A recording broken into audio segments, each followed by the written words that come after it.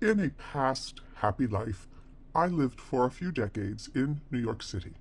It was the best of times, mostly because there are few things as fun and invigorating and purely romantic as being young in New York.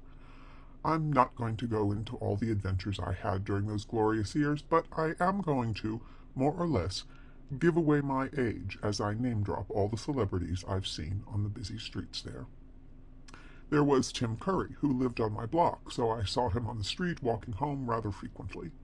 There was little Stephen Van Zandt, who I spotted once on the sidewalk outside Saks Fifth Avenue. I do not know if he'd been shopping there or was merely walking up the avenue, but that was the first of several Miami Steve sightings. There was one blissful sighting of the boss himself. There was Abe Vigoda, then in a show called Barney Miller, but best loved as Sal Tessio in The Godfather, and Burt Young, Rocky Balboa's brother-in-law, and Harvey Keitel, who was ahead of me, waiting to make a withdrawal at the same ATM I was wanting to use. There was Woody Allen and Mia Farrow having dinner together, and boy, that one dates me, at a table near Paula Prentice and Richard Benjamin. There was the most memorable night when I sat at the table next to Tony Bennett at an Italian restaurant in the theater district.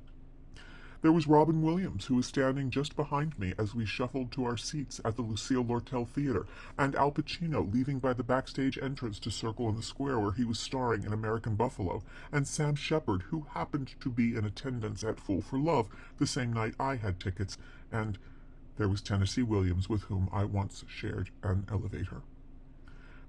There was Joni Mitchell, transfixed before an admittedly stunning exhibition at the Met, and Jackie O, so chic she almost floated through the crowd. There were several other Kennedy sightings as well, including JFK Jr. and one of Tina Turner, of whom I had long been a huge fan, though this sighting was pre-Private Dancer and the second grand explosion of her career. There was Judith Light buying bed linens at a little shop on Lexington where I was scoping out some sheets, and there was the evening I literally bumped into Liza Minnelli on my way out of the Plaza Hotel, apologized to her, but didn't realize who I'd been talking to until I was a good half a block away.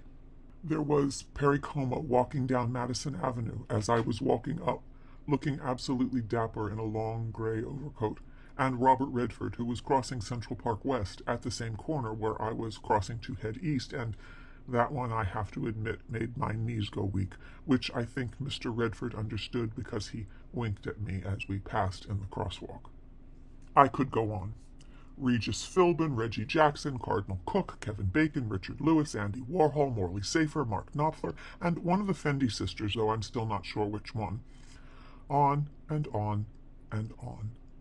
In New York, celebrities live in the wild. They're a fact of life, like the city's pigeons. New Yorkers don't feed them. We don't pet them, and we don't taunt them by calling their names. In New York, Meghan Markle is just another pigeon, until she shits all over town and calls attention to her piles of droppings.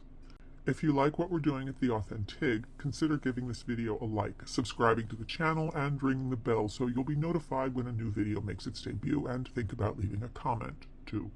Thank you for watching.